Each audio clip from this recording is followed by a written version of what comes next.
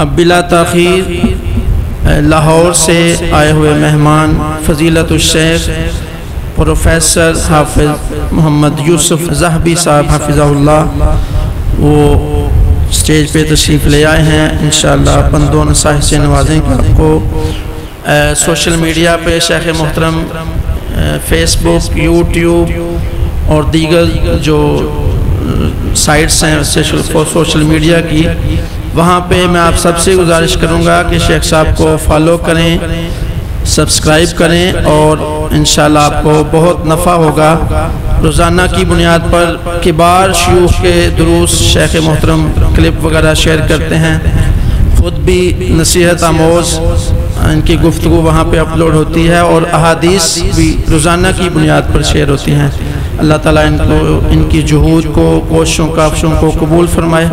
جزاکم اللہ خیر۔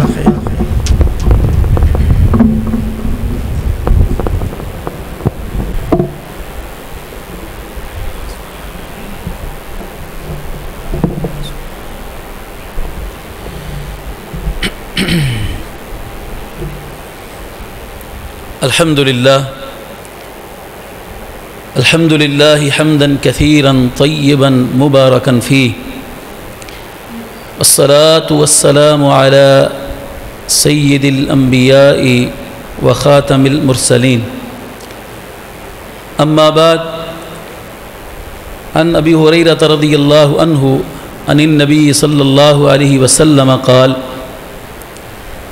المؤمن القوي خير وأحب إلى الله من المؤمن الضعيف وفي كل خير۔ عزیز بھائیو، قابل احترام بزرگوں، آج کی ہماری گفتگو کا عنوان جیسا کہ آپ نے اشتہار پر دیکھا ہے وہ ہے کہ طاقتور مومن کمزور مومن سے بہتر ہے۔ یہ عنوان اصل میں حدیث مبارکہ کا ترجمہ ہے جو ابھی آپ نے سماعت فرمائی ہے۔ صحیح مسلم کی یہ روایت ہے۔ اس موضوع کو اختیار کرنے کا پس منظر یہ ہے کہ ایک اس حدیث کو پڑھنے کے بعد کہ طاقتور مومن کمزور مومن سے بہتر ہے، اس حدیث کو پڑھ کر ایک نوجوان نے یہ حدیث پڑھی۔ آج کل حدیثوں کی ماشاءاللہ قرأت بہت آسان ہو گئی ہے جب سے یہ موبائل پر ایپس آئی ہیں، تو جن لوگوں کے پاس پہلے دسترس نہیں تھی، کتابیں حدیث کی موجود نہیں ہوتی تھیں، تو حدیثیں لوگ نہیں پڑھتے تھے، تو اب موبائل میں ایپس ہیں، اسلام 360 ہے، مکتبہ شاملہ ہے، تو لوگ پوری حدیث کی کتابیں پڑھ جاتے ہیں اور معنی مفہوم سمجھ میں بھی نہیں آتا ہے ان کو، بس پڑھی جاتے ہیں اور غلط مفہوم اخذ کرتے ہیں ان حدیثوں سے، اور بعض اوقات بجائے فائدے کے نقصان ہوتا ہے۔ اب ایسے ہی ایک نوجوان نے جب یہ حدیث پڑھی کہ طاقتور مومن کمزور مومن سے بہتر ہے، تو اس نے کیا کیا، وہ کمزور تھا، فزیکلی وہ دبلا پتلا سا تھا۔ اس نے یہ حدیث جب پڑھی تو اس نے جم جوائن کر لی۔ یہ حقیقت پر مبنی میں بات آپ کو بتا رہا ہوں، کوئی افسانہ نہیں ہے۔ یہ حدیث اس نے پڑھی تو اس نے جم شروع کر لی کہ اللہ تعالیٰ کو تو طاقتور مومن پسند ہے، تو میں تو کمزور ہوں، تو اس نے اپنی ڈائٹ بھی بڑھا دی اور جم جوائن کر لی۔ لیکن جب اس نے جم جوائن کی تو اس نے دیکھا کہ میں عشاء کی نماز کے وقت جم چلا جاتا ہوں، میری نماز جو ہے وہ مجھ سے چھوٹ رہی ہے۔ تو اس نے ایک مفتی صاحب سے سوال کیا کہ دیکھیں اللہ تعالیٰ کو تو طاقتور مومن پسند ہے، لیکن ادھر طاقت بنانے کے چکر میں میری نمازیں جا رہی ہیں، تو پھر میں کیا کروں؟ تو اس نوجوان کو غلطی لگی کہ اس نے اس حدیث کا مفہوم صحیح نہیں سمجھا۔ اس نے سمجھا کہ یہاں پر طاقت سے مراد جسمانی طاقت ہے، یعنی فزیکلی اسٹرانگ ہونا، یہ مراد ہے۔ کچھ ہمارے ایسے بھی دوست ہیں جو سمجھتے ہیں کہ اس حدیث میں طاقتور مومن سے مراد فائنینشلی اسٹرانگ ہونا ہے۔ وہ کہتے ہیں کہ اللہ تعالیٰ کو فائنینشلی سٹرونگ مومن پسند ہے غریب اور کمزور مومن کے مقابلے میں۔ تو میرے پیارے بھائیوں، اس عنوان کا انتخاب کرنے کا مقصد یہ ہے کہ ہم سمجھیں کہ اس حدیث مبارکہ میں طاقتور مومن سے مراد کیا ہے، ایک مقصد، اور دوسرا مقصد یہ کہ ہم یہ دیکھ سکیں کہ ہم کہاں پر کھڑے ہیں، ہمارا ایمان طاقتور ہے یا کمزور ہے۔ ہم بھی تو اپنے ایمان کا جائزہ لے سکیں نا کہ ہم کمزور مومن ہیں یا طاقتور مومن ہیں۔ دیکھیں اس حدیث میں جو قوی اور ضعیف دو صفات ذکر ہوئی ہیں، وہ کس کی ذکر ہوئی ہیں؟ مومن کی۔ مومن کی دو صفات ذکر ہوئی ہیں نا، طاقتور مومن اور کمزور مومن۔ تو مفہوم بالکل واضح ہے کہ یہاں پر طاقت سے مراد ایمانی طاقت ہے، ایمانی قوت ہے۔ اور یہ بھی پتہ چل گیا اس حدیث سے کہ ایمان ایسی چیز ہے جو مضبوط بھی ہوتا ہے اور کمزور بھی ہوتا ہے، جس کو دوسرے لفظوں میں عقیدے کی کتابوں میں ہم پڑھتے ہیں کہ الایمان یزید و ینقص، ایمان جو ہے وہ زیادہ بھی ہوتا ہے اور کم بھی ہوتا ہے۔ ایک ہی مطلب ہے نا، زیادہ ہوتا ہے، کم ہوتا ہے، مضبوط ہوتا ہے اور کمزور ہوتا ہے، ایک ہی بات ہے۔ ایمان زیادہ کیسے ہوتا ہے؟ نیک عملوں سے ایمان زیادہ ہوتا ہے، مضبوط ہوتا ہے، اور گناہ کرنے سے ایمان کمزور ہوتا ہے۔ یہ معروف بات ہے، عقیدے کی کتابوں میں یہ بات عام ہمیں مل جاتی ہے۔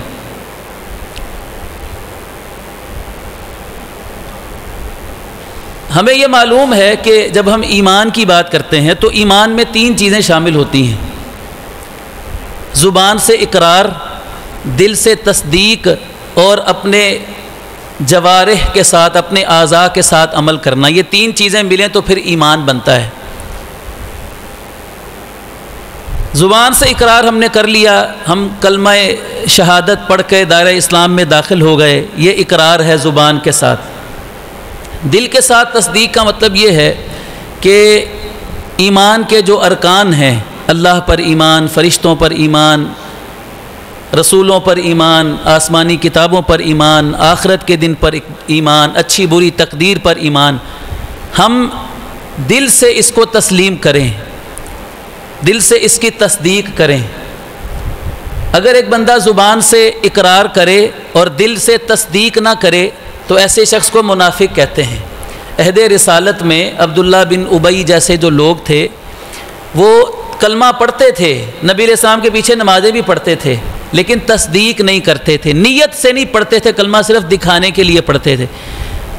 تو اگر تصدیق نہ ہو تو بندہ مومن نہیں ہوتا۔ اور تیسری چیز کیا ہے؟ اپنے اعضاء کے ساتھ عمل کرنا۔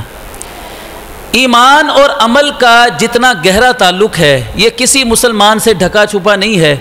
جو مسلمان صرف قرآن کو سنتا ہے نا، اس کو معنی نہ بھی آتا ہو، صرف سنتا ہے، چلو رمضان میں نماز تراویح سن لیتا ہے تو اس کے کانوں میں ایک آواز بار بار آتی ہے، بار بار آتی ہے، ان الذین آمنوا وعملوا الصالحات، الذین آمنوا وعملوا الصالحات، آمنوا وعملوا الصالحات، بار بار ہمارے کانوں میں یہ بات آتی ہے۔ اس کا مطلب یہ ہے کہ ایمان اور عمل صالح یوں ساتھ ملے ہوئے ہیں، کہتے ہیں کہ ایک دوسرے کے لیے لازم و ملزوم ہیں۔ لازم و ملزوم کا مطلب یہ ہے کہ ایک دوسرے کے بغیر نہیں رہ سکتا۔ ایمان عمل کے بغیر کچھ نہیں اور عمل ایمان کے بغیر کچھ نہیں۔ امام ابن قیم رحمۃ اللہ علیہ فرماتے ہیں کہ ایسا ایمان جو انسان کو عمل پر نہ ابھارے وہ ایمان بندے کا خالص نہیں ہے۔ بندہ ایمان لائے، کہے میں مومن ہوں، اور عمل نہ کرے تو اس کا مطلب ہے اس کا ایمان جو ہے وہ کمزور ہے، نہ ہونے کے برابر ہے۔ اور اس کے برعکس وہ فرماتے ہیں کہ انسان عمل کرے اور عمل اس کے ایمان میں اور یقین میں اضافے کا سبب نہ بنے تو تب بھی اس کا ایمان خالص نہیں۔ دہرا رہا ہوں کہ وہ عمل بھی کسی کام کا نہیں جو ایمان میں اضافے کا سبب نہ بنے، اور وہ ایمان بھی کسی کام کا نہیں جو عمل پر نہ ابھارے۔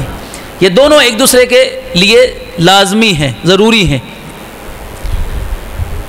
دوسرے لفظوں میں ہم کہہ سکتے ہیں کہ کسی بندہ مومن کے اعمال جتنے زیادہ ہوں گے، نیک عمل، اس کا ایمان اتنا زیادہ مضبوط ہوگا، اور جتنے عمل اس کے نیک کم ہوں گے اتنا ایمان اس کا کمزور ہوگا۔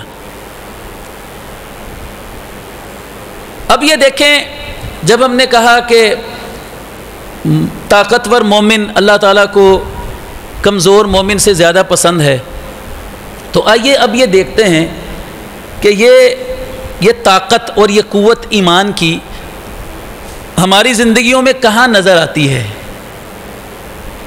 دیکھیں، جسمانی طاقت کی ضرورت ہو سکتی ہے لڑائی کرنے کے لیے، جسمانی طاقت کی ضرورت ہو سکتی ہے لڑائی کے لیے، کیونکہ کمزور بندہ تو نہیں لڑ سکتا نا، جو جسمانی طور پر فٹ نہیں ہے، کمزور ہے، جان جس کے اندر نہیں ہے کہہ لیں، وہ تو لڑائی نہیں کر سکتا، کشتی نہیں لڑ سکتا۔ جس بندے کے پاس پیسہ نہیں ہے، کہہ لیں کہ وہ کوئی قیمتی چیز نہیں خرید سکتا، اس کی کیپیسٹی نہیں ہے اس کے پاس، اس کی جیب اس کو اجازت نہیں دیتی ہے۔ اسی طرح ایمان کی قوت ہم نے دیکھنا ہے کہ زندگی میں کہاں پر ہمیں نظر آتی ہے۔ یہ ایمان کی طاقت جس کی ہم بات کر رہے ہیں بار بار، ایمان کی قوت، ایمان کی مضبوطی، تو آپ ابھی غور فرمائیے گا، کچھ چیزیں آپ کے سامنے رکھتا ہوں تو یہ اندازہ لگانا ہمارے لیے آسان ہو جائے گا کہ زندگی کے ہر گوشے میں اور ہر پہلو میں یہ ایمان کی طاقت جو ہے یہ ہمارے لیے ضروری ہوتی ہے۔ اگر یہ طاقت ہمارے اندر نہیں ہے تو ہم دین کے اوپر چل ہی نہیں سکتے ہیں۔ دین کے مختلف پہلو ہیں، مثال کے طور پر سب سے پہلے ہم عبادت کو لیتے ہیں۔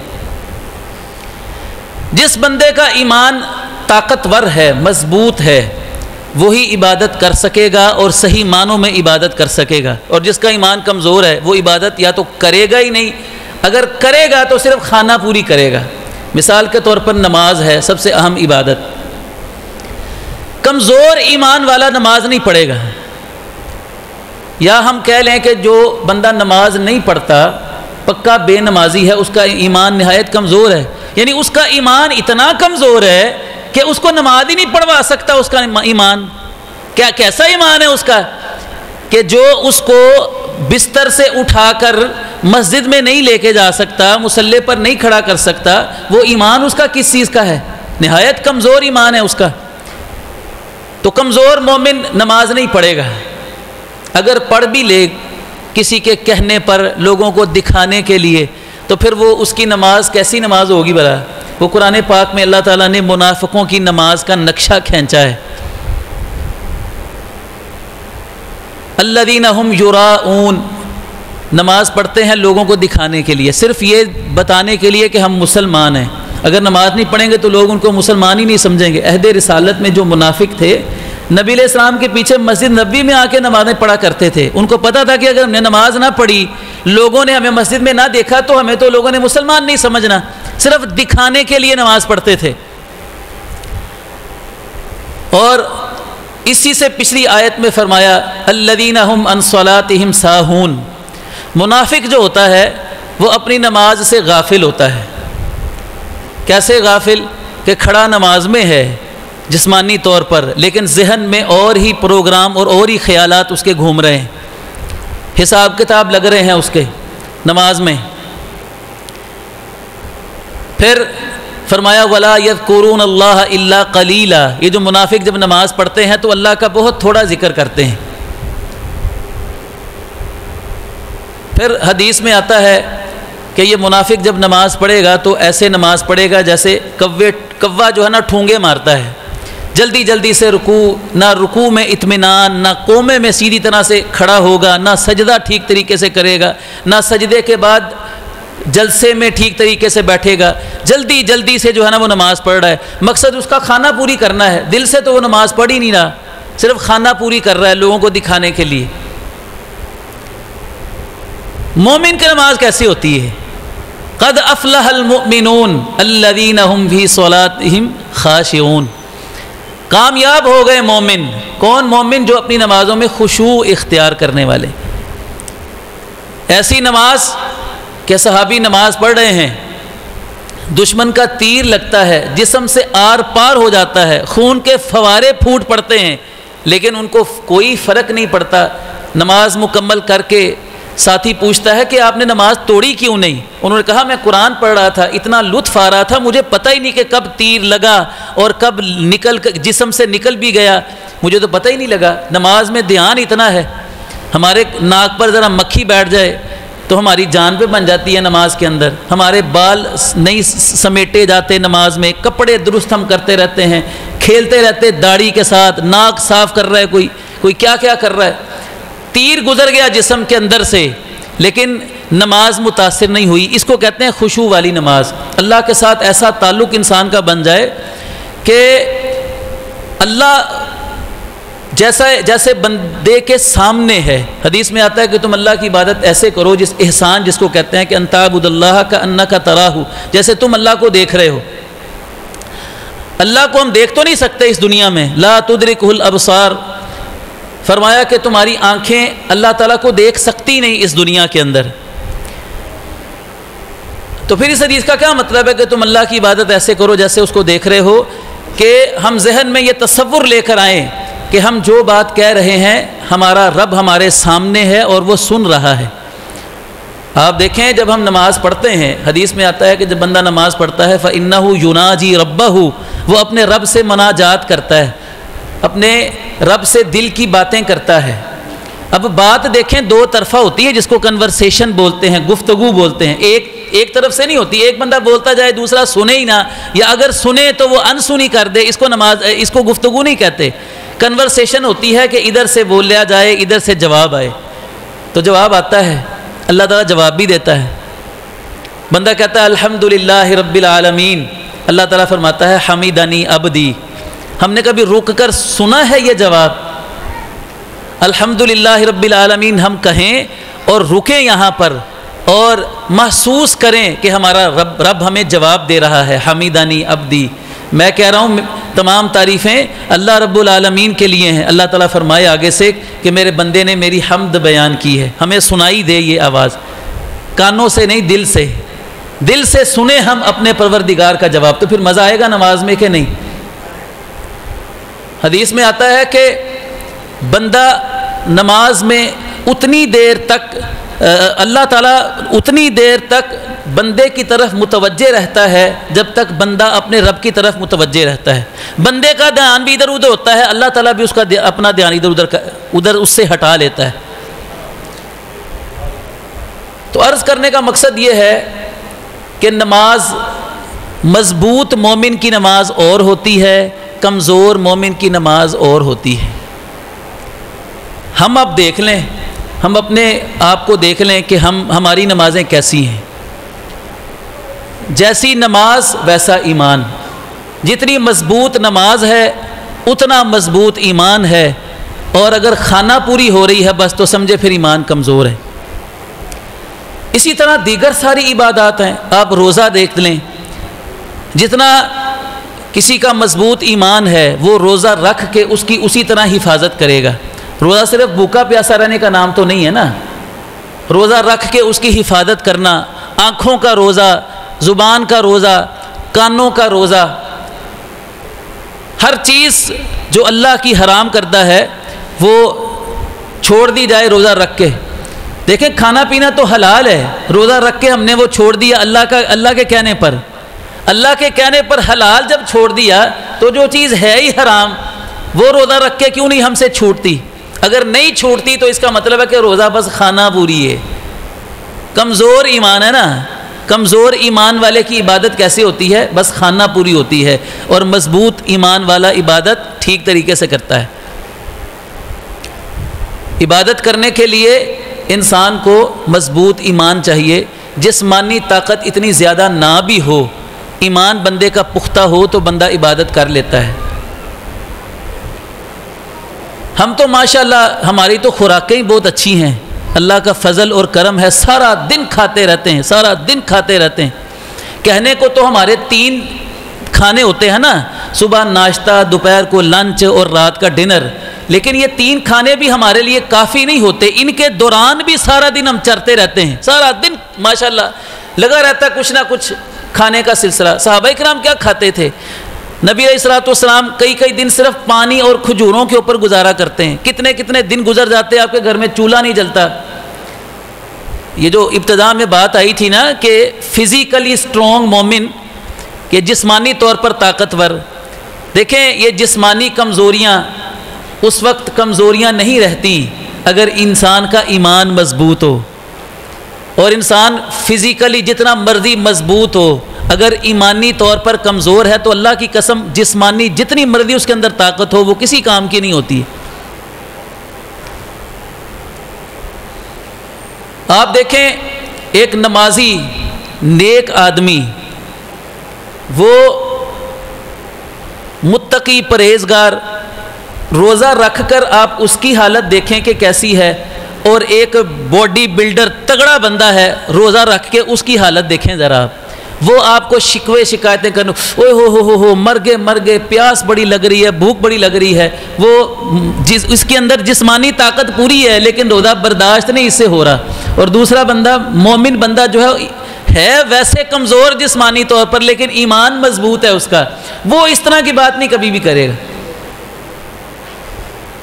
آپ دیکھیں حضرت عبداللہ بن مسعود رضی اللہ عنہ ایک مرتبہ صحابہ کے ساتھ رضوان اللہ علیہم اجمعین کے ساتھ موجود ہیں، نبی علیہ الصلوۃ والسلام بھی آپ کے ساتھ ہیں، تو حضرت عبداللہ بن مسعود رضی اللہ عنہ درخت کے اوپر چڑھ کر مسواک اتار رہے ہیں، تو ٹانگوں سے کپڑا ان کے ہٹا تو صحابہ ان کی پتلی پتلی ٹانگیں دیکھ کر ہنسنے لگ گئے۔ کوئی بندہ دبلا پتلا سا ہو تو لوگ ہنستے ہیں نا کہ کتنا کمزور سا ہے، صحابہ ہنسنے لگ گئے ان کی پتلی پتلی ٹانگیں دیکھ کر، پنڈلیاں دیکھ کر۔ تو نبی علیہ الصلوۃ والسلام نے فرمایا کہ اے میرے صحابہ، تم عبداللہ کی پنڈلیوں پر تعجب کرتے ہو، حیران ہو رہے ہو، اللہ کی قسم یہ میزان میں قیامت کے دن احد پہاڑ سے بھی زیادہ وزنی ہوں گی۔ اب وزن کس چیز کا ہے؟ کس چیز کا وزن ہے؟ ایمان کا وزن ہے، ویسے تو وزن ہی کوئی نہیں ہے۔ اور صحیح بخاری کی ایک حدیث ہے، فرمایا کہ قیامت کے دن ایک موٹا تازہ آدمی آئے گا لیکن اللہ کی قسم میزان میں اس کا وزن مچھر کے پر کے برابر بھی نہیں ہوگا۔ یہ صحیح بخاری کی حدیث ہے۔ اس کا مطلب یہ ہوا کہ یہ ویٹ لفٹنگ ٹھیک ہے، انسان اپنے آپ کو صحت، اس کا یہ مطلب بھی نہیں ہے کہ انسان اپنی صحت کی حفاظت نہ کرے۔ صحت کی حفاظت کرنا، تندرستی، یہ بڑی عظیم نعمت ہے۔ اگر صحت ہوگی تو تبھی انسان ٹھیک طریقے سے عبادت کر پائے گا، لیکن یہ کہنا کہ جسمانی صحت ہی سب کچھ ہے اور اس کے مقابلے میں ایمان کو خیر بات کہہ دینا، جیسے میں نے آپ کے سامنے ابتدا میں عرض کیا کہ انسان نمازوں کی پرواہ چھوڑ دے اور جسم کی اس کے اوپر ساری توجہ کر دے۔ اور آپ دیکھ لیں کہ یہ جو جم وغیرہ ہے، ان چیزوں کا تعلق جتنا فٹنس کے ساتھ ہے، اس کا بہت زیادہ تعلق جو ہے وہ ہمارے جو نوجوان یہ کام کرتے ہیں وہ باڈی شیپنگ کے لیے اور شو آف کے لیے زیادہ یہ کام کرتے ہیں۔ فٹ رہنے کے لیے کوئی جم کرنا ضروری نہیں ہے، فٹ تو انسان واک کر کے بھی ہو سکتا ہے اور اپنی خوراک کو درست کر کے بھی ہو سکتا ہے۔ جو فضولیات چیزیں ہیں، یہ فاسٹ فوڈ ہے، کولڈ ڈرنکس وغیرہ ہیں، اس قسم کی چیزیں چھوڑ کر انسان اپنی ٹھیک مناسب ڈائٹ لے کر بھی انسان صحت مند رہ سکتا ہے، چھوٹی موٹی ورزش جو ہے وہ بھی کر سکتا ہے۔ پھر آپ دیکھیں کوئی بھی عبادت، میں نے عرض کیا کہ جتنا کسی کا ایمان مضبوط ہے اتنی اس کی مضبوط عبادت ہے، اور جتنا کمزور ایمان ہے اس کی عبادت اتنی ہی ہمیں لولی لنگڑی سی جو ہے وہ نظر آئے گی۔ اس کے بعد دیکھیں دوسری چیز جہاں پر ہمیں ایمان بندے کا نظر آتا ہے، مصیبت کے اندر جب کوئی مصیبت، کوئی پریشانی، کوئی دکھ، کوئی غم آ جائے بندے کی زندگی میں، کوئی نقصان ہو جائے، وہاں پر بھی بندے کے امتحان ہوتا ہے بندے کے ایمان کا۔ وہاں بھی پتہ چلتا ہے کہ بندے کا ایمان طاقتور ہے یا کمزور ہے۔ کمزور ایمان والا کیا کرے گا؟ چھوٹی سی پریشانی آ جائے گی تو کمزور ایمان والا کیا کرے گا؟ جسمانی طور پر بڑا تگڑا ہے وہ، لیکن ایمان کمزور ہے، چھوٹی سی مصیبت آنے پر وہ رونا پیٹنا شروع کر دے گا، واویلا کرنا شروع کر دے گا، اس سے صبر ہی نہیں ہوگا۔ اور اس کے مقابلے میں ایک کمزور سا دبلا پتلا مومن ہے، ایمان اس کا مضبوط ہے، اس کے اوپر غموں کے پہاڑ ٹوٹ پڑیں تو وہ کیا کہے گا؟ انا للہ و انا الیہ راجعون۔ یہ مومن کی شان ہے۔ یہ کون سی طاقت ہے؟ یہ کون سی طاقت ہے کہ صحابیہ کو اپنے بیٹے کی وفات کی خبر ملتی ہے؟ واقعہ سنا ہوا ہے نا آپ نے، بیٹے کی وفات کی خبر، بیٹا فوت ہو جاتا ہے، صحابیہ اس کو لٹا دیتی ہے، خاوند گھر میں آتا ہے، اس کو کھانا کھلاتی ہے، بتاتی نہیں ہے کہ بیٹا فوت ہو گیا ہے۔ وہ اپنا ازواجی تعلق بھی قائم کرتے ہیں میاں بیوی، اور بعد میں پھر بیوی خاوند کو بتاتی ہے کہ اگر اللہ تعالیٰ نے اگر کسی نے کسی کو کوئی امانت دی ہو تو وہ واپس لے امانت، تو جس سے وہ امانت واپس لی جا رہی ہے اس کو کوئی اعتراض تو نہیں ہونا چاہیے۔ نہیں، اس نے کہا کہ اعتراض کس بات کا، اس کی امانت ہے، اس نے واپس لے لی۔ تو بیوی کہنے لگی کہ اللہ نے پھر جو ہمیں بیٹے کی امانت دی تھی وہ بھی اللہ نے واپس لے لی ہے۔ اتنا صبر، اتنا صبر۔ ایک ہم ہیں کہ ہم تو سارا گھر سر کے اوپر اٹھا لیتے ہیں، رونا پیٹنا، واویلے، ماتم، نوحہ، گریبان چاک کرنا، گال پیٹنا۔ تو یہ ایمان، یہ اتنا صبر کہاں سے آ جاتا ہے؟ بیٹے کی وفات سن کر، خبر سن کر، اور غم تو دل میں ہوتا ہے لیکن زبان پر اللہ کے شکوے شکایتیں نہ کرنا، بے صبری کا مظاہرہ نہ کرنا اور اس کو برداشت کرنا، یہ کہاں سے یہ چیز آ جاتی ہے؟ ایمان کے ساتھ۔ برداشت کی بات ہے تو اسی طرح غصے کو پی جانا، کسی کی بڑی سے بڑی بات کو برداشت کرنا، آپے سے باہر نہ ہو جانا غصے میں، یہ ایمان کی علامت ہے۔ اور بندے کا اگر ایمان کمزور ہے تو وہ چھوٹی چھوٹی سی بات پر لوگوں سے بدلہ لے گا، معاف نہیں کرے گا۔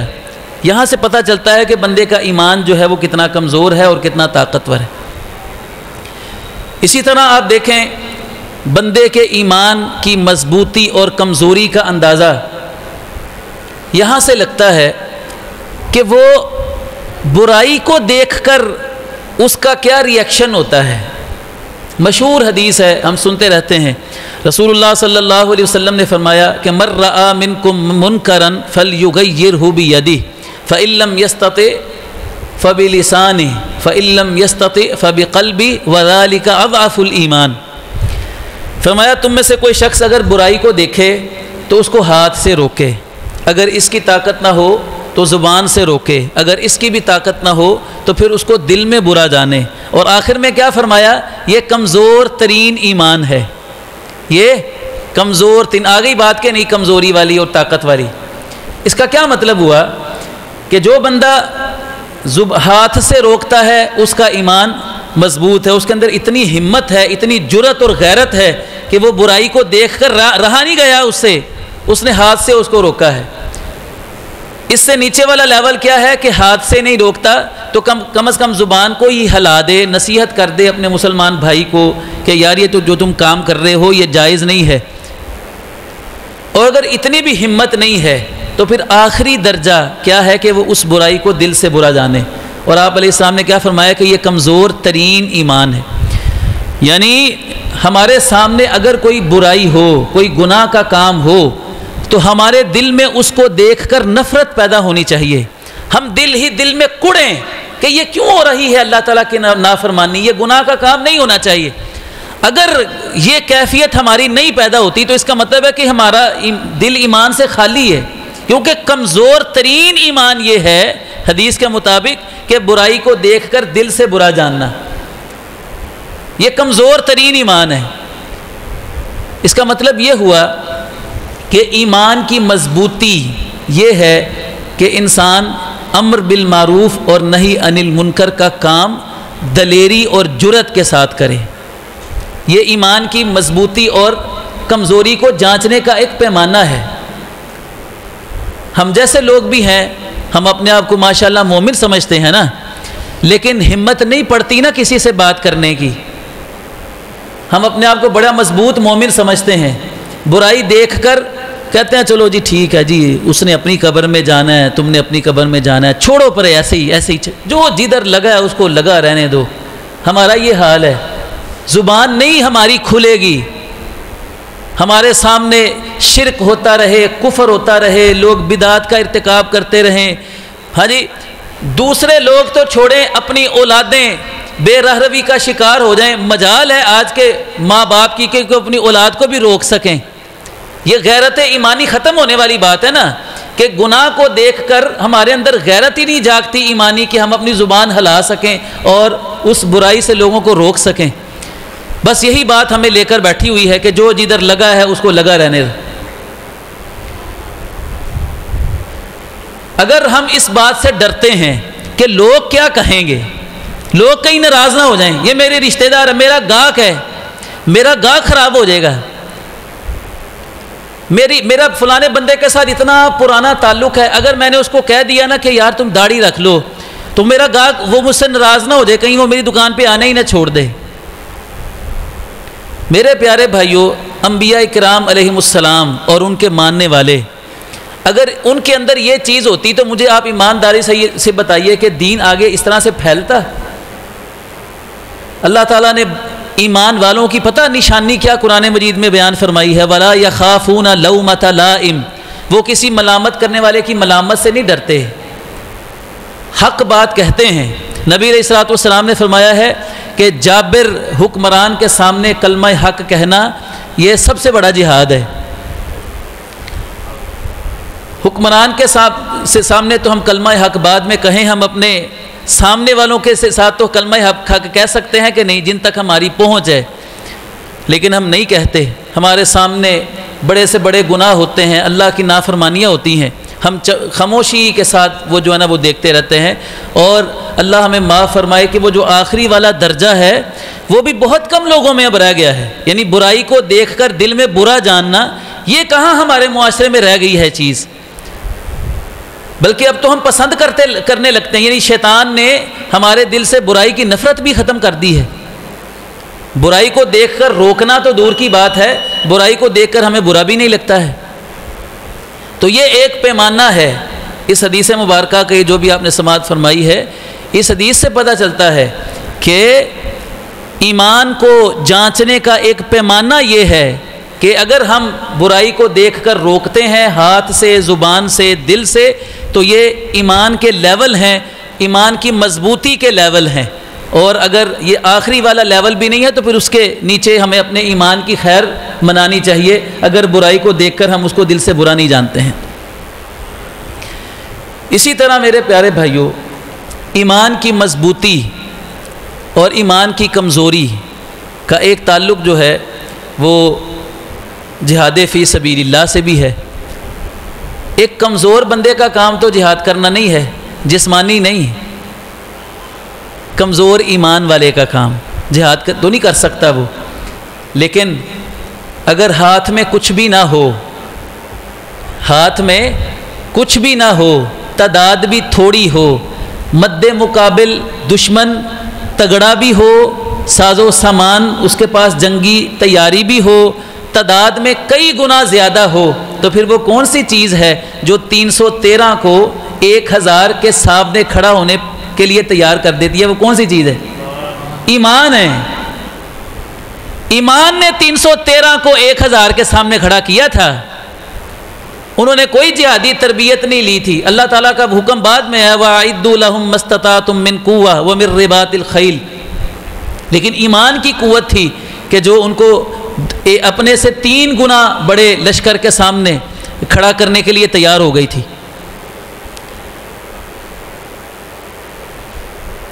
یہی پیمانہ ہے کہ بندہ مومن جو ہے وہ کوئی بھی نیکی کا کام کرنے کے لیے، خلاصہ بات کا ایک ہی ہے، عمل ہے نا، یہ سارے اعمال ہیں جن کو ہم زیر بحث لا رہے ہیں۔ بندہ مومن کا اگر ایمان مضبوط ہے، وہ بڑے سے بڑا مشکل سے مشکل کام کرنے کے لیے بھی اس کا ایمان اس کو کھڑا کر دے گا، اور اگر ایمان کمزور ہے تو پھر مال جتنا مرضی ہو، جسمانی طاقت جتنی مرضی اس کے اندر ہو، لیکن اگر ایمان مضبوط نہیں ہے بندہ کچھ بھی نہیں کر سکتا۔ لوگوں کے کام آنا، مال خرچ کرنا، اس کے لیے یقین جانیے زیادہ دولت مند ہونے کی ضرورت نہیں ہے، ایمان کی ضرورت ہے۔ سخی ہونے کے لیے زیادہ فائنینشلی سٹرونگ ہونے کی ضرورت نہیں ہے، یقین کریں۔ سخی ہونے کے لیے بس ایماندار ہونا ضروری ہے، ایمان والا ہونا ضروری ہے۔ بندے کا ایمان مضبوط ہو نا تو وہ اگر اتنا زیادہ مالدار نہیں بھی ہے نا وہ پھر بھی سخی ہو سکتا ہے، اور اگر ایمان بندے کا کمزور ہے، بینک بیلنس تجوریاں بھری ہوئی ہیں مالوں کے ساتھ، ایمان کمزور ہے، اللہ کی قسم 1 روپیہ دھیلا دینے کے لیے بھی بندہ تیار نہیں ہوگا۔ آپ دیکھیں رسول کریم صلی اللہ علیہ وسلم کی مثال سب سے بڑی دیکھیں، گھر میں چولہا جلتا نہیں ہے، گھر میں چولہا نہیں جل رہا، کتنے دن ہو گئے ہیں، پانی کے اوپر کھجوروں کے اوپر گھر میں گزارا ہو رہا ہے، لیکن کوئی سائل کبھی آپ کے ہاں سے خالی نہیں گیا، ایک لفظ نہیں تھا جو آپ کی زبان پہ نہیں تھا، آپ نے کبھی کسی کو لا نہیں کہا، نہ نہیں کی کسی کو، آپ کے پاس نہیں نہ ہوتا تھا، ادھار لے کے سائل کی مدد کر دیتے تھے۔ یہ کون سی چیز ہے؟ ایمان ہے نا۔ نبی علیہ السلام کی حدیث ہے، سن لیں، من احب للہ و ابغض للہ و اعطى للہ و منع للہ فقد استکمل الایمان۔ جس نے اللہ کے لیے محبت کی، اللہ کے لیے کسی سے بغض رکھا، نفرت کی، اللہ کے لیے دیا اور اللہ کے لیے روک لیا، تو اس نے اپنا ایمان مکمل کر لیا۔ اس کا مطلب ہے کہ ایمان کا تعلق، ایمان کی مضبوطی اور ایمان کی تکمیل کا تعلق دینے اور روکنے کے ساتھ بھی ہے۔ یہی پتہ چلتا ہے نا اس حدیث سے۔ اس کے لیے مالدار ہونا ضروری نہیں ہے، بس ایمان بندے کا ہونا چاہیے، اور انفاق فی سبیل اللہ کا، اللہ کی راہ میں خرچ کرنے کا جذبہ ہونا چاہیے۔ اس کی مثال دیکھیں، مسجد کے دروازے پر ایک فقیر بیٹھا ہوا ہے، مانگنے والا، اور ساتھ ہی ایک بچہ مسواکیں بیچ رہا ہے۔ مسواکیں بیچنے والے بچے کے پاس کتنا کو مال ہو سکتا ہے؟ آپ سوچ سکتے ہیں کتنا امیر ہوگا وہ جو مسواکیں بیچتا ہے۔ وہ شام کو کوئی 200-300 بچا لیتا ہوگا بیچارہ۔ ہاں جی، ایک وہ مسواکیں بیچنے والا ہے، اور ایک بندہ لینڈ کروزر کے اوپر آتا ہے اور گاڑی کا دروازہ ٹھک کر کے بند کرتا ہے اور مسجد میں داخل ہو جاتا ہے۔ وہ جو مانگنے والا ہے نا، وہ اس صاحب جی کو کہتا ہے، صاحب جی کوئی اللہ واسطے کچھ دے دو۔ وہ جو فقیر مسجد کے دروازے پر بیٹھا تھا نا، اس نے صاحب جی کے آگے ہاتھ پھیلایا کہ میری کوئی مدد کر دو۔ صاحب جی نے نہیں کچھ بھی دیکھا، وہ سیدھے مسجد میں چلے گئے۔ جب یہ منظر مسواکیں بیچنے والے بچے نے دیکھا کہ صاحب جی نے تو اس کو کچھ دیا ہی نہیں ہے، تو اس نے اپنی جیب میں سے 10 روپے نکال کر اس فقیر کو دے دیے۔ اب مجھے بتائیں ذرا کہ امیر کون ہے؟ امیر کون ہے؟ مسواک والا کہ لینڈ کروزر والا؟ نبی علیہ الصلوۃ والسلام نے فرمایا، لیس الغنا ان کثرت الارض ولکن الغنا غنى النفس۔ انسان پیسے سے نہیں امیر ہوتا، امیری جو ہے وہ دل کی امیری ہوتی ہے۔ انسان کا دل بڑا ہونا چاہیے۔ دل بڑا ہے تو پاس تھوڑے سے بھی پیسے ہوں تو انسان بہت امیر ہے، اور اتنا پیسہ اکٹھا کر کے دل بندے کا چھوٹا سا ہو تو پھر وہ کس چیز کا امیر ہے؟ وہ تو غریب آدمی، اتنا مسکین آدمی ہے کہ وہ کسی کو دینے کے لیے تیار نہیں، اتنا ڈرتا ہے کہ کہیں میرے سے ختم نہ ہو جائے۔ آپ کو پتہ ہے کہ جو سخی آدمی ہوتا ہے اس کو غنی بولتے ہیں، غنی، جیسے حضرت عثمان غنی رضی اللہ عنہ۔ یہ غنی اللہ تعالیٰ کا بھی نام ہے، الغنی اللہ تعالیٰ کے اسماء الحسنی میں سے ایک نام الغنی بھی ہے۔ غنی کا ترجمہ پتہ کیا کرتے ہیں ہم؟ بے پرواہ۔ اس کا مطلب یہ ہوتا ہے، غنی کو غنی اس لیے کہتے ہیں کہ وہ اتنا خرچ کرتا ہے، اتنی سخاوت کرتا ہے کہ اس کو پرواہ نہیں ہوتی کسی چیز کی۔ وہ جس کو مرضی جو مرضی خرچ کر دے، اس کو ڈر نہیں ہے کہ میرے پیچھے کچھ بچے گا نہیں۔ اور جس بندے کے پاس بیش بہا دولت ہو اور پھر بھی وہ کسی کو دے کچھ نہ، تو اس کا مطلب یہ ہے کہ وہ اس کو اتنی فقیری کا ڈر ہے اس کو اتنا زیادہ کہ اگر میں نے دے دیا تو میرا کیا بنے گا۔ تو یہ انسان کی کمینے پن ہونے کی نشانی ہے کہ سب ہونے کے باوجود بھی وہ کسی کو کچھ نہیں دے رہا ہے، اور ایمان کی کتنی بڑی مضبوطی کی نشانی ہے کہ اس کے پاس خود کچھ نہ ہو۔ وَيُؤْثِرُونَ عَلَىٰ أَنفُسِهِمْ وَلَوْ كَانَ بِهِمْ خَصَاصَةٌ، وہ اپنے اوپر دوسروں کو ترجیح دیتے ہیں، خود چاہے ضرورت مند ہوں۔ دسترخوان پر کھانا لگا ہے، کھانے لگے ہیں، سائل آ گیا کہ میں بھوکا ہوں، انہوں نے کہا ٹھیک ہے تم لے جاؤ، اللہ اور مجھے دے دے گا، تم تو اٹھاؤ نا، تم تو کھاؤ۔ یہ ایمان ہے نا، یہ مومنوں کی شان اللہ نے بیان کی ہے، یہ مومنوں کی شان بیان کی ہے کہ مومن کی شان یہ ہوتی ہے کہ اپنا خود بھوکا رہ جاتا ہے، دوسرے کو کھلاتا ہے، اپنی ضرورت کو دوسرے کے لیے قربان کر دیتا ہے۔ اس کو ہم ایثار بولتے ہیں نا، ایثار، یہ وَيُؤْثِرُونَ یہیں سے ایثار نکلا ہے نا، کہ دوسروں کو اپنے اوپر ترجیح دے دینا۔ وہ واقعہ آپ نے غزوے کا سنا ہوا ہے کہ 3 فوجی مجاہد میدان جہاد میں پڑے تھے، تو ایک مجاہد نے آواز لگائی پانی، تو دوڑا دوڑا ایک شخص اس کو پانی پیش کرنے کے لیے آیا، تو ابھی وہ پانی منہ کو لگانے ہی لگا تھا کہ دوسرے فوجی کی آواز آ گئی پانی مجھے پلا دو۔ اس نے کہا اس کو اس کے پاس لے جاؤ، وہ میرے سے زیادہ میرا بھائی پیاسا ہے۔ وہ پانی پلانے والا اس کے پاس گیا، وہ پانی پینے لگا تھا تو تیسرے کی آواز آ گئی پانی، اس نے کہا پہلے اس کو پلا دو۔ وہ اس کے پاس گیا تو وہ جاتے جاتے وہ جام شہادت نوش کر گیا تھا۔ دوسرے کے پاس بھاگا آیا کہ وہ تو پی نہیں سکا، اس کو پلاتا ہوں، اس کو دیکھا وہ بھی شہید ہو گیا۔ پہلے کے پاس بھی آیا وہ بھی شہید ہو گیا، پانی کسی نے بھی نہیں پیا، سارے یہی کہتے رہے کہ دوسرا بھائی پی لے میرا، اس کو میرے سے زیادہ ضرورت ہے۔ اس کو ایثار کہتے ہیں، یہ ایمان کی نشانی ہے۔ جس کا ایمان مضبوط ہوگا وہ اتنا زیادہ سخی ہوگا، اور جو کمزور ایمان والا ہوگا وہ قارون کی طرح ہوگا، کہے گا کہ یہ تو میں نے اپنی محنت سے کمایا، میں کیوں دوں کسی کو۔ تو میرے محترم بھائیوں، آپ دیکھ رہے ہیں کہ یہ اپنے ایمان کو چیک کرنے کے معیارات ہیں، سارے ایمان کو چیک کرنے کے معیارات ہیں کہ ہمارا ایمان کمزور ہے یا مضبوط ہے۔ جتنا مضبوط ہوگا ہم اتنی ہی خوش دلی کے ساتھ کوئی بھی نیک عمل کریں گے، اور ایمان کمزور ہوگا تو جان چھڑائیں گے اول تو کام کرنے سے ہی، اور اگر عمل کر بھی لیں گے تو پھر وہ صرف گزارا کرنے کے لائق ہوگا، اس کام کے اندر وہ حسن نہیں ہوگا، اور حسن جو ہے عبادت کا وہ مطلوب ہے۔ الذی خلق الموت والحیات لیبلوکم ایکم احسن عملا، اللہ تعالیٰ نے زندگی اور موت اس لیے بنائی ہے تاکہ اللہ تعالیٰ یہ آزمائش کرے کہ تم میں سے اچھے عمل کون کرتا ہے۔ احسن، مفسر نے لکھا ہے کہ اللہ تعالیٰ نے یہ نہیں فرمایا کہ ایکم اکثر عملا، کون زیادہ عمل کرتا ہے، کون احسن عمل کرتا ہے۔ نماز کے بعد ہم دعا کرتے ہیں ربی اعنی علی ذکرک و شکرک و حسن عبادتک، عبادت ہو تو تیرے حسن والی عبادت، حسین عبادت، صرف نماز نہیں، ہر نیکی کا کام جو ہے وہ حسین ہونا چاہیے، حسن والا ہونا چاہیے، خوش اسلوبی کے ساتھ اس کو کرنا چاہیے۔ یہ ایمان کی مضبوطی کی نشانی ہے۔ جتنا ایمان مضبوط ہوگا اتنی خوش اسلوبی کے ساتھ انسان کوئی بھی نیکی کا کام کرے گا۔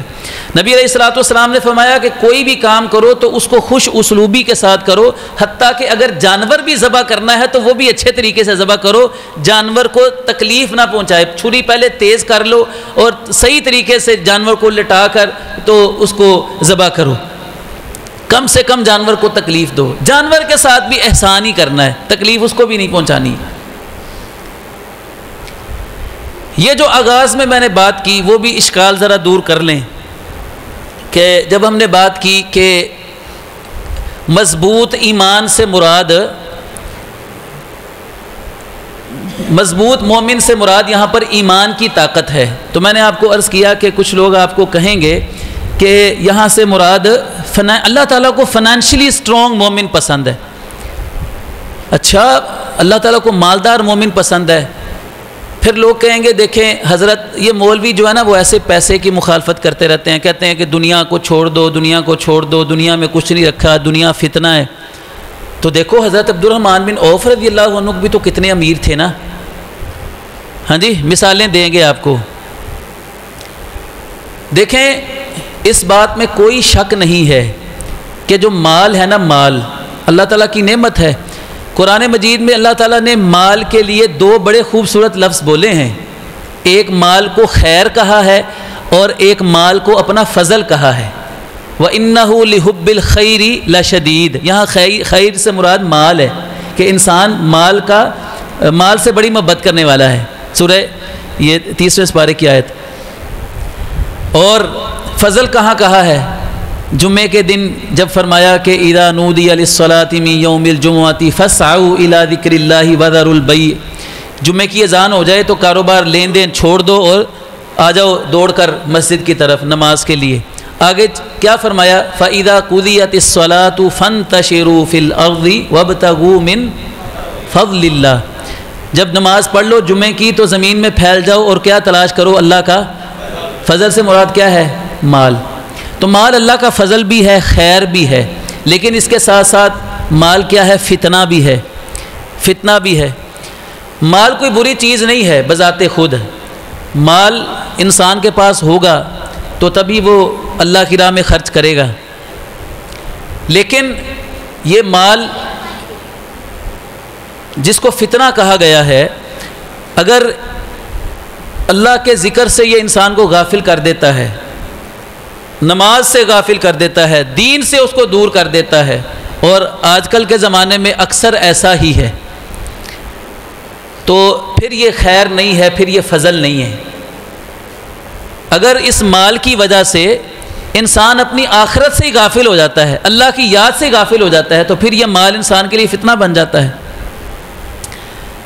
صحابہ اکرام رضوان اللہ علیہم اجمعین میں سے اب جو دولت مند صحابہ ہیں، عبد الرحمن بن عوف رضی اللہ عنہ کا نام سب لیتے ہیں، وہ مال ان کے پاس بڑا تھا، لیکن اللہ کی قسم وہ مال سے محبت نہیں کرتے تھے، مال کی خاطر اپنی آخرت کو نہیں وہ داؤ پر لگا لیتے تھے، مال کی خاطر حلال حرام کی تمیز نہیں چھوڑ دیتے تھے، مال کی خاطر نمازیں نہیں چھوڑ دیتے تھے، اور مال کی وجہ سے کسی فتنے کے اندر وہ مبتلا نہیں ہوئے تھے، بلکہ مالدار ہونے کے باوجود وہ اللہ سے ڈرتے بھی تھے، مال کا حق بھی ادا کرتے تھے۔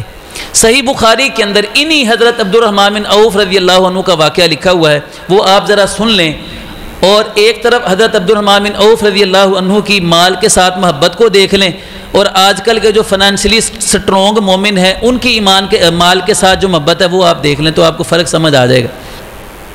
صحیح بخاری میں یہ واقعہ لکھا ہوا ہے کہ حضرت عبد الرحمن بن عوف رضی اللہ عنہ نے ایک مرتبہ روزہ رکھا ہوا تھا، تو ان کا خادم جو ہے افطاری کے وقت اس نے دسترخوان سارا سجا لیا روزہ کھولنے کے لیے، تو حضرت عبد الرحمن بن عوف رضی اللہ عنہ نے جب اپنے سامنے قسمہ قسم کے کھانے پڑے ہوئے دیکھے تو اس کھانے کو دیکھ کر رونے لگ گئے۔ اللہ کی نعمت کو دیکھ کر بھی رونا کبھی کبھی آتا ہے، اللہ کی نعمت کو دیکھ کر رونا آتا ہے اللہ والوں کو، کہ بندہ دیکھتا ہے کہ میں کیا تھا، اللہ تعالیٰ نے مجھے یہ چیز عطا کی ہے۔ اللہ کا شکر ادا کرنے کا یہ ایک انداز ہے، اللہ تعالیٰ کو کھانا کھانے کے بعد شکر کرنے والے بندے پسند ہیں۔ آپ اندازہ فرمائیے کہ کھانا کھا کر اللہ کی نعمتوں کا شکر ادا کرنا یہ اللہ کو اتنا محبوب ہے کہ اس کی وجہ سے بندے کے گناہ معاف ہوتے ہیں۔ حدیث میں آتا ہے کہ جو بندہ نماز کے بعد یہ دعا پڑھتا ہے، الحمدللہ الذی اطعمنی ھذا ورزقنیہ من غیر حول منی ولا قوہ، فرمایا غفر لہ ما تقدم من ذنبہ، اس کے پچھلے گناہ معاف ہو جاتے ہیں۔ تعریف تو اس اللہ کی ہے کہ جس نے مجھے یہ کھانا کھلایا، میری بغیر کسی کوشش کاوش اور محنت اور قوت کے، میری ہمت نہیں تھی کہ میں یہ کھا سکتا، پروردگار تو ہی مجھے یہ کھلا رہا ہے۔ اچھا، یہ غفر لہ ما تقدم من ذنبی آپ کو یاد ہوگا، یہ رمضان میں بڑا ہم سنتے ہیں، روزے کے بارے میں بھی حدیث ہے نا کہ من صام رمضان ایمانا واحتسابا غفر لہ ما تقدم من ذنبی۔ کھانا کھا کر شکر کر رہا ہے تو بھی گناہ معاف ہو رہے ہیں، کھانا چھوڑ کر صبر کر رہا ہے تو پھر بھی گناہ معاف۔ اس کا مطلب ہے کہ صبر اور شکر یہ دونوں گناہوں کی بخشش کا ذریعہ ہیں۔ اور ایک حدیث میں آتا ہے کہ کھانا کھا کر شکر کرنے والا روزہ رکھ کے صبر کرنے والے کی طرح ہے، دونوں برابر ہیں۔ کھانا کھا کر شکر کرنے والا روزہ رکھ کے صبر کرنے والے کے برابر ہے۔ حضرت عبد الرحمن بن عوف رضی اللہ عنہ کھانے کو دیکھ کر رونے لگ گئے اور کہتے ہیں کہ مصعب بن عمیر رضی اللہ عنہ ہم سے افضل تھے، لیکن وہ اللہ کو پیارے ہو گئے۔ جب وہ شہید ہوئے تو ان کے جسم پر کفن دینے کے لیے کپڑا نہیں تھا، جو انہوں نے چادر اوڑھ رکھی تھی وہی چادر جب ہم نے کفن دینے کے لیے ان پر ڈالی تو وہ اتنی چھوٹی تھی کہ پیروں پر ڈالتے تھے تو سر ننگا ہو جاتا تھا، سر پر ڈالتے تھے تو پیر ننگا ہو جاتے تھے۔ وہ سب یہ تھا کہ وہ شہزادہ تھا عرب کا، لیکن اسلام قبول کرنے کے بعد ساری دولت جو ہے وہ اس کو چھوڑ دیا اور اللہ کے دین کے ساتھ مخلص ہو کر کام کیا، جام شہادت نوش کر گئے، اور یہ حالت تھی ان کی شہادت کے وقت۔ یہ چیزیں یاد کر کے رو رہے ہیں عبد الرحمن بن عوف رضی اللہ عنہ کہ وہ لوگ ہم سے بہتر تھے، دنیا سے چلے گئے اور ان کی مالی حالت یہ تھی۔ اور پھر کیا کہنے لگے کہ مجھے تو ڈر لگتا ہے کہ کہیں ایسا نہ ہو کہ اللہ تعالیٰ نے مجھے میری نیکیوں کا صلہ اس دنیا کے اندر ہی نہ دے دیا ہو۔ یہ چھوڑ کر رونے لگے، یہ سوچ کر، اور کھانا جو ہے نا وہ چھوڑ دیا، دسترخوان سے اٹھ کر چلے گئے۔ یہ تھی ان کے ساتھ، ان کی دنیا کے ساتھ محبت۔ تو میرے محترم بھائیوں، مال اگر انسان حلال طریقے سے کماتا ہے، صحیح جگہ پر خرچ کرتا ہے، اس کا حق ادا کرتا ہے، زکوٰۃ اس کی دیتا ہے، اور زکوٰۃ کے علاوہ بھی اللہ کی راہ میں وہ مال خرچ کرتا ہے اور خرچ کرنے میں فضول خرچی سے بچتا ہے، تو پھر وہ کامیاب ہے، وہ مال اس کے لیے فتنہ نہیں ہے۔ لیکن اگر وہ مال کی کمانے میں حلال حرام کی تمیز چھوڑ دیتا ہے، مال کمانے کے بعد اس کی زکوٰۃ جو فرض ہے وہ بھی نہیں دیتا ہے، پھر مال کمانے کے بعد اس میں فضول خرچی کرتا ہے، تو تب یہ مال جو ہے نا وہ اس کے لیے آزمائش ہے، فتنہ ہے، اور اس کے لیے آخرت میں جو ہے وہ گویا کہ اس کے لیے وبال جان بن رہی۔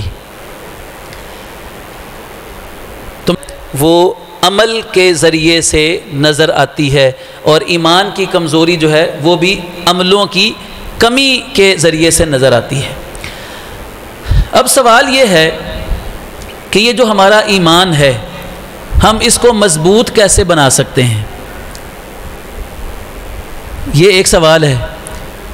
اور اسی طرح ایک سوال یہ بھی ہے کہ ایمان کمزور کیوں ہوتا ہے، کمزوری کے اسباب کیا ہیں، اور ان اسباب کو دور کر کے اپنے ایمان کو مضبوط کیسے کیا جا سکتا ہے۔ ویسے تو یہ پورا ایک الگ سے موضوع ہے، لیکن اختصار کے ساتھ ذرا باتیں سن لیجئے کہ اگر ہم سمجھتے ہیں یہ جو آپ نے ساری باتیں سماعت فرمائی ہیں، ان کو سن کر اگر ہمیں یہ لگتا ہے کہ ہمارا ایمان کمزور ہے اور ہم چاہتے ہیں اپنے ایمان کو مضبوط کرنا، تو ہمارے ذہن میں یہ سوال آتا ہے کہ ہم اپنے ایمان کو مضبوط کیسے بنائیں۔ تو اس کے لیے سب سے پہلی میرے پیارے بھائیوں جو علماء نے بات ذکر کی ہے وہ ہے علم حاصل کرنا۔ اس لیے کہ جہالت جو ہے نا، لا علمی، یہ سب سے پہلی جڑ ہے کہ جب ہمیں کسی چیز کی حقیقت کا علم نہیں ہے نا، تو اس لیے ہم اللہ سے بھی دور ہوتے ہیں اور دین سے بھی دور ہوتے ہیں۔ یہ جو آیت مبارکہ آپ مشہور سنتے ہیں، انما یخشی اللہ من عبادہ العلماء، کہ اللہ تعالیٰ سے وہ لوگ ڈرتے ہیں جو علم والے ہیں۔ اگر ہم اس آیت کو اپنے موضوع کے ساتھ جوڑیں تو کیا مطلب کہ اللہ کا ڈر، تقوی، ایمان اس کے اندر اتنا زیادہ ہوگا جس کو علم جتنا زیادہ ہوگا، جس کو دین کا علم جتنا زیادہ ہے، اللہ تعالیٰ کی معرفت جتنی زیادہ ہے، اس کا ایمان اتنا زیادہ، ایمان کی معرفت جتنی زیادہ ہے اتنا اس کا ایمان جو ہے نا وہ مضبوط ہوگا۔ ہمارے ایمان کی کمزوری کی سب سے پہلی وجہ یہ ہے کہ ہمیں ایمان کا پتہ کیا ہے۔ آپ یقین کریں، یہ کوئی میں مبالغہ آمیز بات نہیں کرتا۔ میں کالج میں پڑھاتا ہوں، 50 60 بچوں کی کلاسیں ہوتی ہیں، آپ یقین کریں، میں نرسری اور پریپ کے بچوں کی بات نہیں کر رہا، 11ویں 12ویں BS CS کے بچے میں پڑھاتا ہوں، ہاں جی، BIT کے بچوں کو پڑھاتا ہوں، BBA کے بچوں کو پڑھاتا ہوں یونیورسٹی کے اندر۔ کتنی دفعہ میں نے کلاس میں پوچھا ہے کہ ایمان کے ارکان کتنے ہیں؟ اللہ کی قسم کھا کر کہتا ہوں کہ گریجویشن کے بچوں کو نہیں پتا کہ ایمان کے ارکان کتنے ہیں، اسلام کے ارکان کتنے ہیں۔ میں نے ایک کلاس میں پوچھا کہ بچوں قبر کے اندر کتنے سوال ہونے ہیں؟ تو ایک بچہ کہتا سر ایک ہی سوال ہونا ہے نماز کا، قبر کے اندر نماز کا سوال ہونا ہے۔ اسلام کے ارکان کا نہیں پتا، اللہ کی قسم نوجوانوں کو ایمان کے ارکان کا نہیں پتا، ہم کہاں پر کھڑے ہیں؟ ایمان کو مضبوط تو ہم بعد میں کر لیں، پہلے پتہ ہے کہ ایمان ہوتا کیا ہے۔ یہ جو میں نے آپ کو شروع میں 3 باتیں کہی ہیں کہ ایمان کی حقیقت کیا ہے، زبان کے ساتھ اقرار، دل سے تصدیق اور اپنے اعضاء کے ساتھ عمل کرنا، یہ آپ ذرا لوگوں سے پوچھئے گا جا کے کس کو پتہ ہے ایمان کی حقیقت کا کہ ایمان میں یہ 3 باتیں شامل ہیں۔ اگر پتہ ہو لوگوں کو تو یہ معاملہ ہو جو اس وقت ہمارے معاشرے میں ہے، 100 میں سے یقین کریں ایک بندہ بھی نمازی نہیں ہے۔ یہ میں کوئی خوش فہمی میں ہم کسی میں نہ رہیں، ہم کسی خوش فہمی میں نہ رہیں، یہ حقیقت پر مبنی بات ہے کہ 100 میں سے ایک بندہ بھی نماز نہیں پڑھتا۔ اگر ایک بندہ بھی 100 میں سے نماز پڑھنے لگ جائے نا تو ہماری مسجدوں میں جگہ نہ رہے پیر رکھنے کی۔ آپ دیکھ لیں اتنے بڑے بڑے محلے، آبادیوں کی آبادیاں، ایک صف مسجد کے میں نمازیوں کی نہیں ہوتی۔ مسلمان ہم پھر بھی اپنے آپ کو سمجھتے ہیں۔ تو علم حاصل کرنا کہ ایمان کی حقیقت کیا ہے، اسلام کیا ہے، یہ بنیادی دین کی جو باتیں ہیں، جب تک ہمیں ان کا پتہ ہی نہیں ہوگا تو ایمان کا مضبوط ہونا یہ تو بہت بعد کی بات ہے نا۔ مضبوط ہم بعد میں اس کو کریں گے، پہلے اس کے بارے میں کچھ جان تو لیں۔ تو میرے محترم بھائیوں، یہ بڑی خوش آئند بات ہے ہمارے لیے، اللہ تعالیٰ کا فضل اور کرم ہے۔ میں نے ابھی یہ مجھے پتہ چلا کہ اس مسجد میں ہفتہ وار یہ درس ہوتا ہے ماہانہ، تو ایسی مجلسوں کو ہمیں غنیمت سمجھنا چاہیے، غنیمت سمجھنا چاہیے کہ آپ کے پاس علماء کرام تشریف لاتے ہیں۔ اسی طرح مسجد کے اندر جو جمعے کا خطبہ ہوتا ہے، اب حال دیکھ لیں، خطبہ ختم ہونے والا ہوتا ہے تو ہم مسجد میں پہنچتے ہیں نماز کے وقت۔ اب دین کے بارے میں ہم نے کیا جاننا ہے، مجھے بتائیں۔ ہونا تو یہ چاہیے کہ صرف یہ درس اور یہ خطبے جمعے کے صرف انہی پر ہم اکتفا نہ کریں، ہم علماء سے باقاعدہ وقت لیں، علماء کے سامنے بیٹھ جائیں کہ استاد جی ہمیں پڑھائیں، ہمیں دین سکھائیں، ہمیں آپ سے وقت چاہیے، دین سیکھیں۔ یہ ہماری سب سے بڑی ضرورت ہے، دین کو سیکھنا، علم حاصل کرنا۔ اللہ تعالیٰ کا کسی بندے کے اوپر جب فضل اور کرم ہونا ہوتا ہے تو اللہ تعالیٰ اس کو دین کی سمجھ عطا فرما دیتا ہے۔ بڑی مشہور حدیث ہے، رسول اللہ صلی اللہ علیہ وسلم نے فرمایا من یرید اللہ بہ خیرا یفقہہ فی الدین۔ اللہ تعالیٰ اپنے جس بندے کو خیر عطا کرنا چاہتا ہے نا، اللہ تعالیٰ اپنے جس بندے سے راضی ہو جاتا ہے، اس کو کچھ دینا چاہتا ہے تو اس کو مال نہیں دیتا، اس کو شہرت نہیں دیتا، اس کو کوئی عہدہ اور منصب نہیں دیتا۔ کیا فرمایا؟ اللہ تعالیٰ جب کسی بندے سے راضی ہو کے اس کو کچھ دینا چاہتا ہے نا تو اللہ تعالیٰ اس پر اپنا فضل یہ کرتا ہے کہ اس کو دین کی سمجھ عطا کر دیتا ہے۔ یہ اتنی بڑی نعمت ہے دین کی سمجھ عطا کرنا، کسی کو اگر دین کی سمجھ مل جائے تو اس اہمیت کی وجہ سے میرے پیارے بھائیوں ہمیں کوشش کرنی چاہیے کہ ہفتے میں ایک دن، مہینے میں ایک دن تھوڑا تھوڑا کر کے علماء کے پاس بیٹھیں، ان سے سوال کریں، دین سیکھیں۔ اور دین سیکھنے کی جگہیں جو ہے نا وہ یہی مسجدیں ہیں۔ میں نے آپ کو ابتدا میں بات شروع کہاں سے کی تھی کہ اب لوگ گمراہ کہاں سے ہو رہے ہیں؟ خود پڑھ کے، حدیث کی کتابیں کھول کے بیٹھ گئے، اپنی من مانی تشریح، نہ کسی سے پوچھا، نہ کسی عالم کے پاس گئے۔ یہ جو سوشل میڈیا کا دور ہے، ہر ایرا غیرہ نتھو خیرہ جس کی فین فالوئنگ بہت زیادہ ہے، ہم اس کو سننا شروع کر دیتے ہیں بغیر یہ تحقیق کیے کہ یہ کون ہے بندہ، اس کو سننا چاہیے بھی یا نہیں سننا چاہیے، وہ اس لائق ہے بھی یا نہیں۔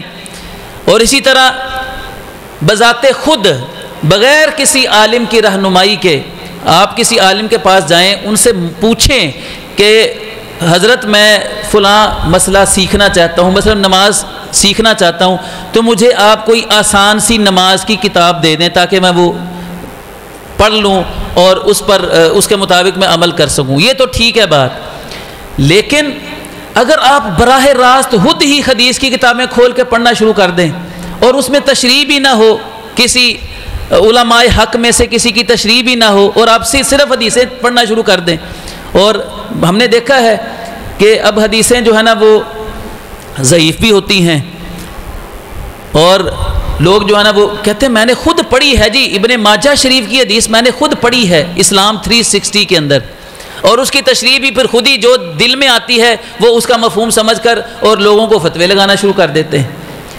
تو علم سیکھنا یہ علماء سے سیکھنے سے میرے پیارے بھائیوں علم آتا ہے. کبھی کسی نے میڈیکل کی کتابیں لا کر کوئی ڈاکٹر تو نہیں بن گیا. آپ جو ڈاکٹروں کے پاس جاتے ہیں فیسیں بھرتے ہیں, کبھی کسی نے سوچا کہ جی ڈاکٹر کو جو ہم نے اتنی فیس دینی ہے تو میڈیکل کی کتابیں اردو میں بھی مل جاتی ہیں, اب کتاب گھر میں لا کے رکھ لیں اور خود ہی پڑھ کر خود ہی حکیم بن جائیں, خود ہی ڈاکٹر بن جائیں. تو آپ اپنا نقصان کریں گے, دوسروں کا بھی نقصان کریں گے. تو اسی طرح کتابیں پڑھنے سے خود کوئی بندہ عالم نہیں بنتا ہے جب تک علماء کے پاس نہ بیٹھے. تو اللہ رب العزت سے دعا ہے کہ اللہ رب العزت یہ جو باتیں عرض کی ہیں ان میں جو خیر اور بھلائی والی باتیں ہیں اللہ تعالیٰ انہیں اپنانے کی ہمیں توفیق عطا فرمائے, اور جو شر اور جو برائی والی باتیں ہیں اللہ تعالیٰ ہمیں ان سے محفوظ رہنے کی توفیق عطا فرما دے.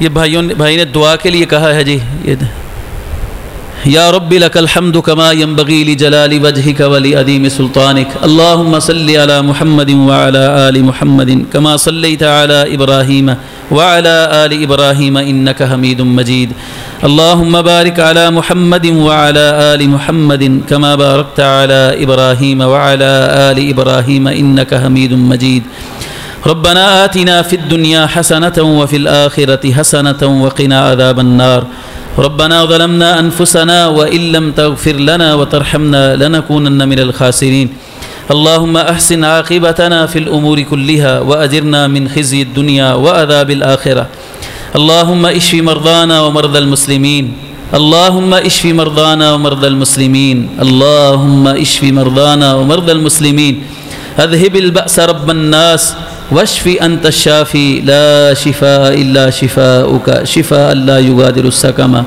سبحان ربك رب العزة عما يصفون وسلام على المرسلين والحمد لله رب العالمين.